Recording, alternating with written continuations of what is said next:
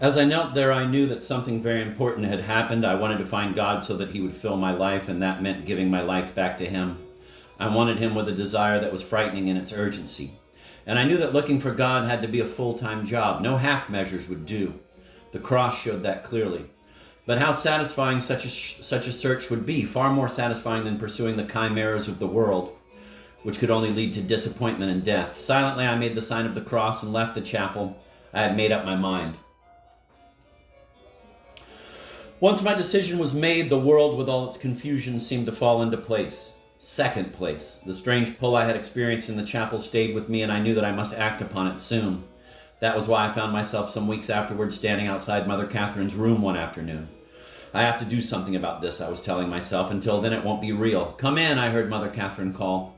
I glanced down at myself, straightened my school skirt, and seizing the brass doorknob, burst into my headmistress' office. I want to be a nun. The words were out now, and startled, I listened to them in the ensuing silence, turning them over and examining them. Yes, they fit. But how strange to hear them spoken aloud for the first time. After hearing them lumbering around in my mind as a possibility that was almost too momentous to believe in.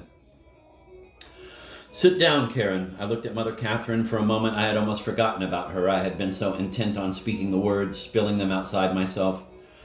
Come on, she urged kindly. My hair fell over my eyes in two sweeping curtains, but shaking these aside, I looked at her intently, shifting from foot to foot, my plump adolescent body self-conscious and uneasy at being the object of close scrutiny. Come on, Mother Catherine repeated. Don't stand on one leg like a restless stork. Sit down. And she gestured dramatically at the small wicker armchair opposite her desk. Everything Mother Catherine did was dramatic. Rumor had it that she had been an actress before she became a nun. She was certainly beautiful enough. Her smooth olive skin was slightly touched now by middle age, but the lines spoke of character and strength. Her regular, generous features were enhanced by the severe wimple, and her blue eyes looked out challengingly on the world, frightening, passionate eyes.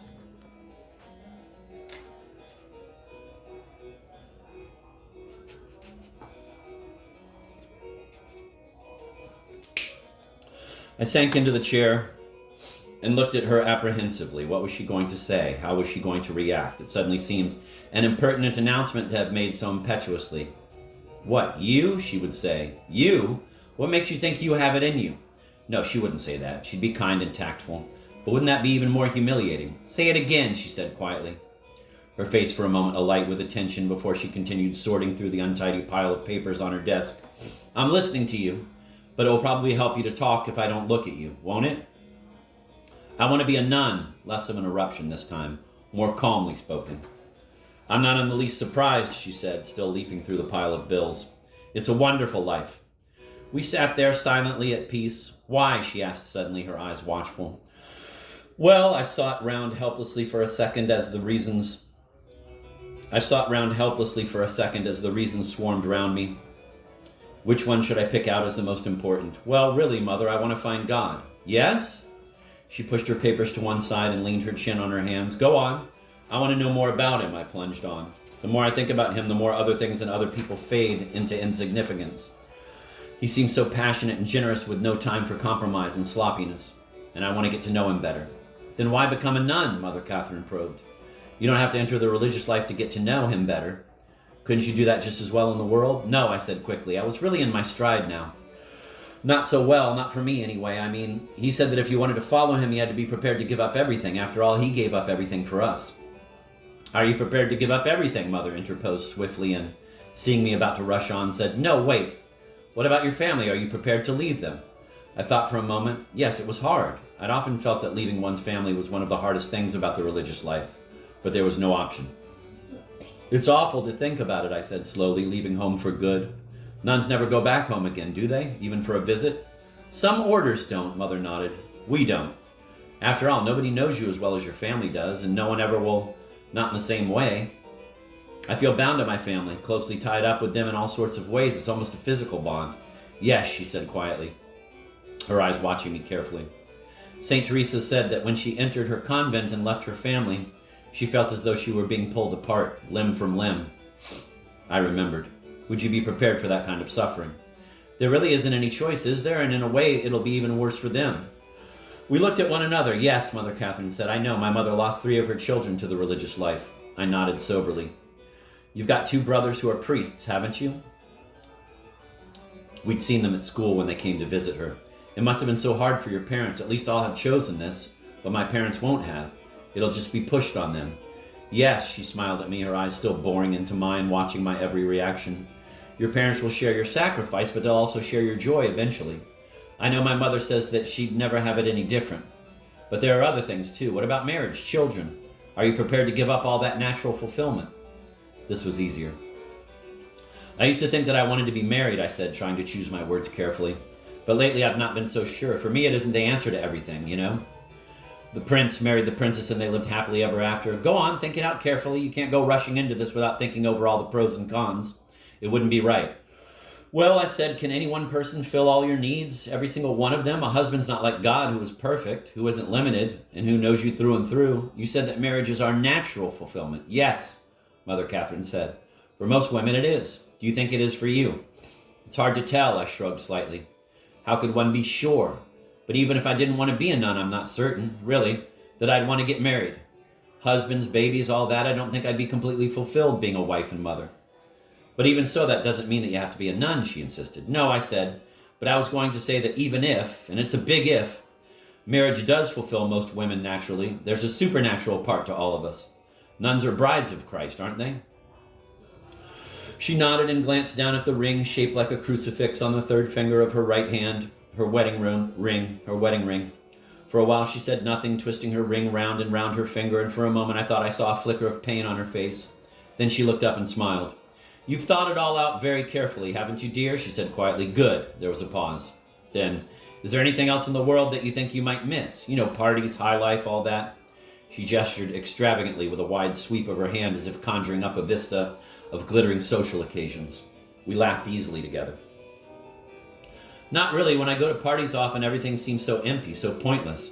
People caring about their appearance, money, and so on. I mean, once you've seen that God exists, everything else, all these other things, seem much less important. Yes, I know, it's a waste of time and energy. People get so worked up about all that. Karen, there was warning in her voice. It's hard, you know. Christ's way is the way of the cross. Of course it's hard, I returned energetically. It's a challenge, she laughed. You're a great one for a challenge, aren't you? She said. The harder something is, the better you like it. You've been like that ever since I've known you. Ever since the first year, I thought for a moment. Yes, I suppose I have. But becoming a nun is like signing a blank check, Mother Catherine said. Her voice was a mixture of affection and concern as she looked keenly at me. Tell me, she went on, how long have you been thinking about this? I thought for a long time. I found, pinpoint certain events that had all pointed to my decision, a series of steps that, when I looked at them now, had started a long time back. I don't know, I pushed my hair out of my eyes and squinted across at her in the brilliant afternoon sun. Is the sun in your eyes? She asked. I nodded, and she drew the blue curtain slightly, filling the room with dim, cool shade. I watched her quick, vital movements. For a long time I had admired her. Everything she did, she flung herself into wholeheartedly. Everywhere she looked, she found beauty. Everything she touched, she found significant. She'd given up the world for God, and he had given it all back to her 100-fold. I haven't had a vision or anything like that, but gradually things have pointed that way, step by step. It seems as though God's been there always, giving me the odd nudge in this direction. Yes, I think you have a true vocation, thank God. Mother Catherine spoke gently with a certain awe. From the playing fields, the whistle sounded. Everything so ordinary, just another afternoon at school, but for me, the start of a new life. Have you got a lesson now? She looked at the clock. 3:25. Yes, history, I said and smiled. You like history, don't you? Do you like it better than English now? I don't think so. I paused for a moment. I can't stand the ins and outs of the wool trade. We laughed. And literature, books, reading are very important to me, always have been.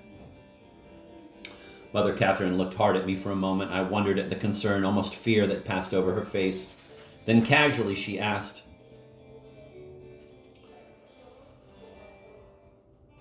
which order do you want to join? Yours, the reply came instantly. Why? Well, it seemed meant somehow. I've been at school here for 11 years, ever since I was 5. I've gotten to know you all. I've gotten to know the order well. It's a teaching order. I like the idea of teaching. It all fits in. It seems natural. And when do you want to enter? I mean, you'll have to finish the 6th form. You're not old enough yet. You're a year young for your class anyway. Aren't you still only 16? Yes, 17 in November, I answered.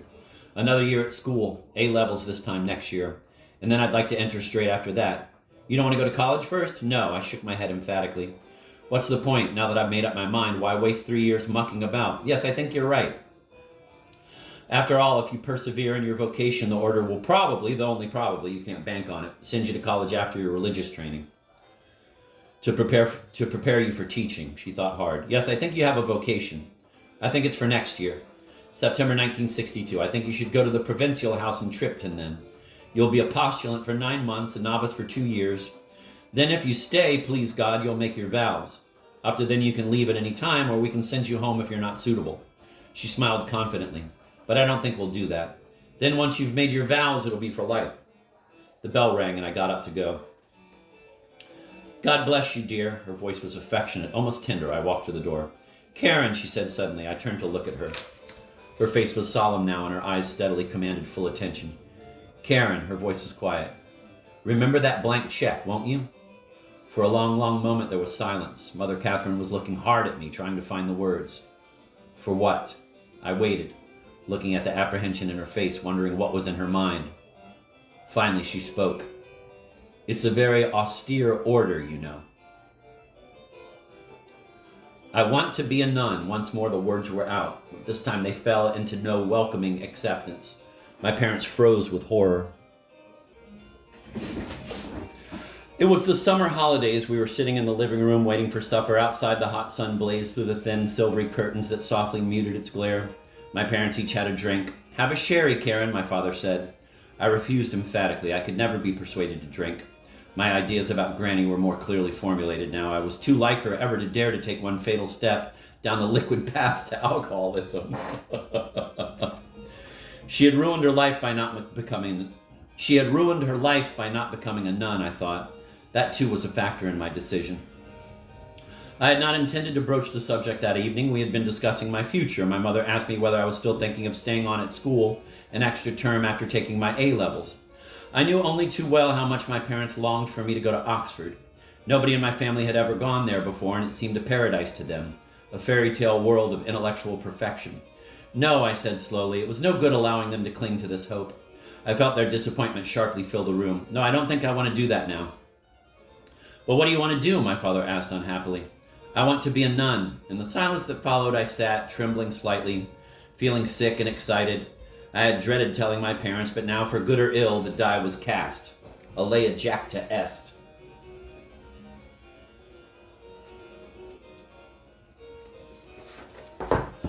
But why? Asked my mother. The question came out in a bewildered wail. I want to give my life to God, I answered shakily. These answers had seemed quite in place in Mother Catherine's study, but here they seemed thin and unreal. But you can do that quite as well in the world, snapped my mother briskly. She had obviously decided on the no-nonsense approach. No, you can't, I said. Not really. I mean, honestly, how much time do we all have for God at the moment?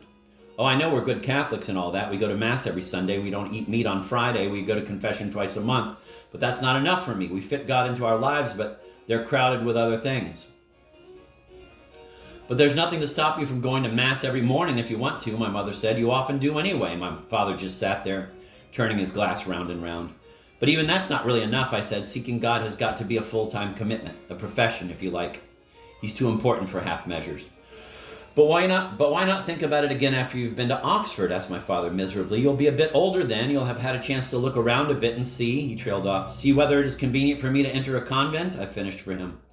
Put the world first and give God second option? I was determined to counter this approach. It seemed so reasonable, but I felt quite wrong. If you've got a true vocation, it will last a few years, said my mother rather crossly. I could tell she was feeling that she was losing control of me. I had never really argued with her before. She was so firm and definite in her views and needed so much to impose them on me so that I should be exactly what she wanted. If I argued with her, such an uncomfortable atmosphere ensued that it just wasn't worth it. She was astonished and hurt, I could tell, by my obstinacy. Not necessarily, I said. You can throw a vocation away, just like everything else. I might get to like the world too much to want to put God first. I could see that happening. Once I was at Oxford, the world would beckon with all its seductive wiles. I could not imagine what these might be. The world seemed futile and trivial now, but human nature was weak. I could easily persuade myself that the sacrifice I had decided on was not for me. After all, I added cunningly, look what happened to Granny. It was a direct hit. My mother gave a start and looked moodily at the fireplace. My father shifted in his chair, which squeaked uncomfortably. But you can't mean to go now, my mother said despairingly. You're much too young. You're only 16. No, but I can go next year when I'm 17, I replied firmly. It's ridiculous, said my mother hotly. Quite ridiculous. A child of 17. Oh, I know you don't think you're still a child, but you are. Anyway, it's quite out of the question. They'd never accept you as young as that. Mother Catherine said they would, I replied, watching them carefully. It was another hit. They both stiffened. They respected Mother Catherine. I knew that. They were also just a tiny bit in awe of her. Whenever my mother protested against school policy, she had been gently and with considerable charm put firmly in her place. Mother Catherine was the only person I knew who could do that to her. You've already talked to her then, have you? Asked my mother. I could tell that she was hurt. How long have you been thinking about this then? Oh, quite a time now, I replied vaguely. It was true. The decision had been quietly growing for years, now that I looked back over my life. Why didn't you tell us sooner? Asked my father. Did you think that we'd be so much against it? He sounded aggrieved. Well, you are against it, aren't you? I countered. Impasse. My mother waved her empty glass at my father, who, glad of something to do, leaped up and busied himself with the ice. He poured out large measures of gin, I noticed. I was sorry for them. They seemed out of their depth. You don't know what you're doing, my mother said impatiently. What about all the things you're going to miss? The theater, books. How the hell do you think you're going to adapt to community life? You haven't even been to boarding school. Believe me, I know what I'm talking about. Life in the forces was hell. Endlessly cooped up with other people. All their annoying little habits get on your nerves till you could scream. Her voice had risen now as the objections came tumbling out. Look, I said quietly, amazed at my calm. I'm not saying it's going to be easy. Of course it isn't. Mother Catherine has told me how hard it will be sometimes. But if it's God's will for me to become a nun, then my whole life will be ruined if I don't. God has a special plan for each one of us. You don't want me to mess up my whole life, do you? There was another pause. My mother nervously lit a cigarette. My father kept silent. Since the bankruptcy, he had become more and more withdrawn. He had lost confidence in his ability to run his family life. I knew how much I was hurting them both, but there was no going back now. After all, I said again into the dead silence, you believe in God, don't you? You believe that the religious life is the highest human vocation. Well, then how can you possibly refuse to allow me to enter? I could almost hear my parents' thoughts crackling through the room. I could feel them struggling with the dilemma they were in. Of course we believe that. My mother stubbed out her cigarette. Her voice was quieter now. But that doesn't mean that we can believe you're ready to take such a big step. I still think, her voice rang out confidently now, once she took her mind off the disturbing thought of God and his will. I noticed wryly. She became much more sure of herself, but God was the whole point. He couldn't just be ignored. I still think, she repeated, that you're much too young. You don't know anything about the world that you are going to give up. Don't you think so, John? Absolutely, dear, absolutely, muttered my father gloomily. He was looking at me with astonishment. Do you really want to give us up? He asked, his voice trembling slightly. Don't you see how much we'll miss you? I sat there, fighting a lump in my throat. I could barely trust myself to speak. Don't let them turn on the emotion, I prayed silently. I can't cope with that. Of course I'll miss you, I said huskily. Once again we sat in silence. The cars on the main road outside swept by with a carefree swishing sound. I wanted this to be over, but I knew too that while I was at home it would never be over. The convent was there now, splitting the bond between us. Things would never be the same again. The meat must be nearly ready, said my mother weakly. John, will you carve and call Lindsay? She gestured helplessly toward the kitchen. Look, I said, it's pointless going on with this. I'll never be able to convince you. To you, I'm just a little girl. I always will be, as far as you're concerned, even when I paused, searching frantically for an age of suitable antiquity. 30. Why don't you go and see Mother Catherine? She told me that she'd be very willing to talk to you about it. After all, she's the professional. You know about life in the world, but she knows about life in the world in the convent. She's known me ever since I was 5, almost as long as you have. Why don't you go and see her? And if she doesn't make us change our minds, then will you promise to go to college before you think about becoming a nun? Asked my mother quickly. She was already setting her shoulders squarely, ready to do battle. I had every confidence in Mother Catherine. Yes, I promise, I said.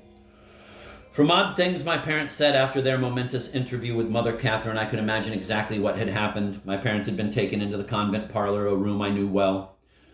There were a sofa, 2 or 3 easy chairs, and rugs placed chastely over the polished floorboards. Fra Angelico prints hung tastefully on the walls, and a restrained flower arrangement adorned a little bureau by the French window. It had been early in the evening, and outside they could still have seen the cedar trees and the graveled terrace. They would have been given coffee and biscuits.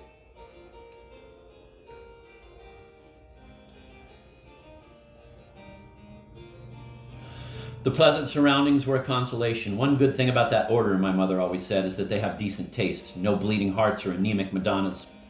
Too bloody aristocratic, my father would quip. What was it that priest called them? A bunch of society ladies. They sat in the parlor, filled with determination not to give in.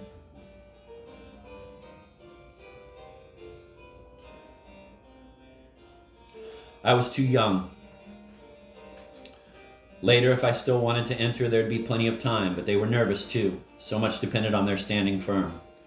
Then Mother Catherine came in. I could see it all, the lilting walk, the beaming smile of welcome. She shook their hands. Mother Catherine's handshake was a family joke. You'd grasp her hand and it would simply lie in yours like a wet fish, with no answering pressure. And she'd lean away from you archly. That handshake summed up what my parents had often noticed about the nuns. They always hold you at arm's length, my mother would say. They seemed to be saying, keep off, you can come this far, but no farther. Oh, I like them very much as an order. At least they're all individuals, not like the nuns I was at school with. You really couldn't tell one from another. They even looked alike. But for all that, you never really get to know them. On that evening, the handshake must have stopped being a joke. How could you argue with someone who never really accepted your presence? Mother Catherine fussed over them, urged more coffee on them while they eyed her warily, waiting for the battle to begin. She's too young, my mother said firmly, stirring sugar into her cup. Far too young. I mean, I know that a religious vocation is a wonderful thing. We're not questioning that, are we, John? No, indeed, my father agreed politely. But I knew that for him it seemed a terrible life, the rejection of all that made life sweet. Love, sex, beauty, travel, fun, freedom, even though the faith told him what he really ought to think about. But Karen's just not mature enough to make such a huge decision, my mother continued. She's never known anything else. How can she make a proper choice? And she's very emotional, very intense. Mother Catherine smiled calmly. Of course, emotion has to be kept in control, but if Karen weren't as sensitive as she is, all her gifts for poetry and art wouldn't exist. She'd be a different person, and a poorer one. And I think she is far more mature than you realize. Of course, you will always see her as a little girl. She laughed kindly. How can you help that? It's very, very difficult for parents to see their own children objectively. As she said that, my parents began to feel quite helpless. Mother Catherine always managed to make them feel like children themselves.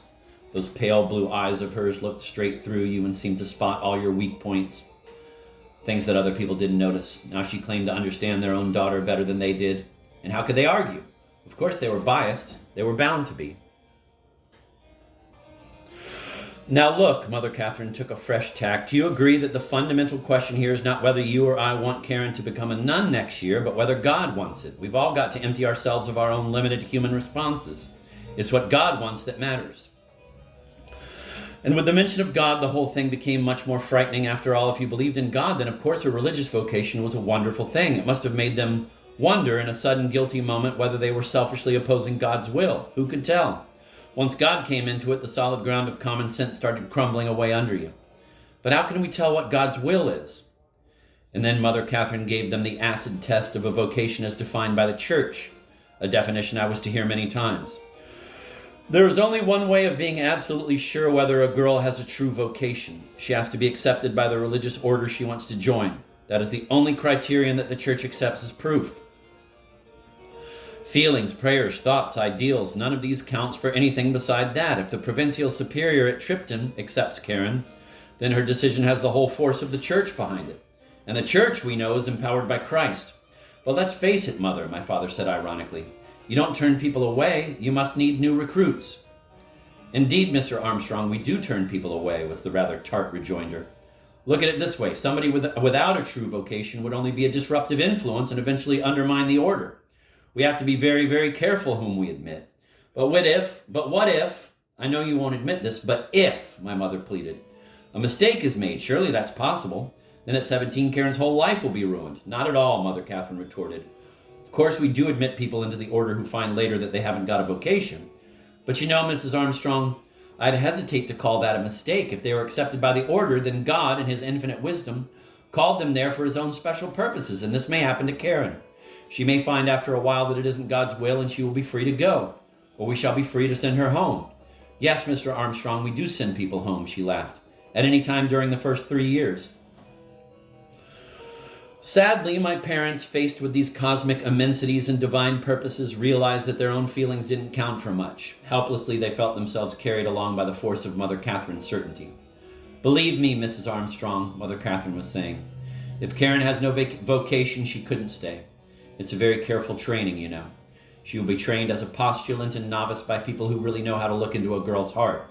There is no way she could bear to stay if it weren't God's will. All the other reasons for entering get refined in the noviceship.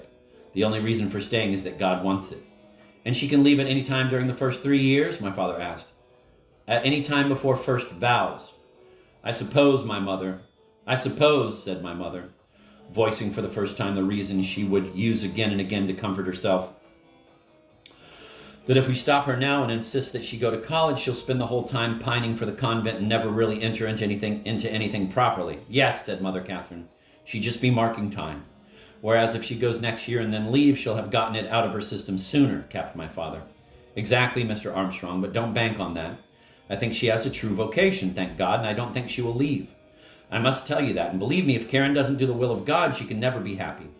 God makes each of us for a special purpose. If we choose to thwart that purpose, our lives are useless. My parents must have thought then of my grandmother.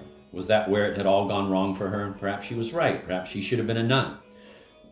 Mr. Armstrong, Mrs. Armstrong, will you give her to God? I had been waiting nervously on the stairs for them when I heard the key turn in the lock. It was a moment that was to decide my whole life. As soon as I saw their faces, I knew. Well, they looked so tired. You can go if you really want to. Oh, thank you. How inadequate to say it, to embrace them. And how inadequate as the expression of the joy that suddenly filled me. There was nothing to stop me now. The road stretched clearly ahead to God.